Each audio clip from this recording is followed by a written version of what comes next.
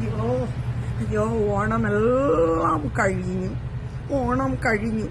ഇനി എന്താണ് ഓരോ ദിവസവും നമ്മൾ എങ്ങനെ സെൽഫായിട്ട് മോട്ടിവേറ്റ് ചെയ്ത് ഈ വിദേശ കൺട്രികളിൽ ഈ തണുപ്പാം സമയം പോകണം എന്നതിനെ പറ്റിയാണ് ഇനിയുള്ള ചിന്ത.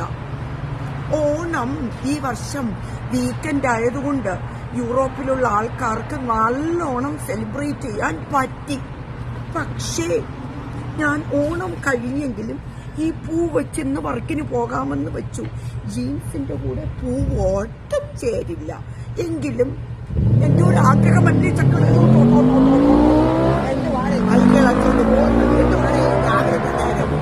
ഇനി തണുപ്പിന്റെ സമയങ്ങളല്ലേ, കോട്ടും ജാക്കറ്റും ഒന്നും ഇടാതെ പോവാൻ പറ്റില്ല ചങ്കുകളെ.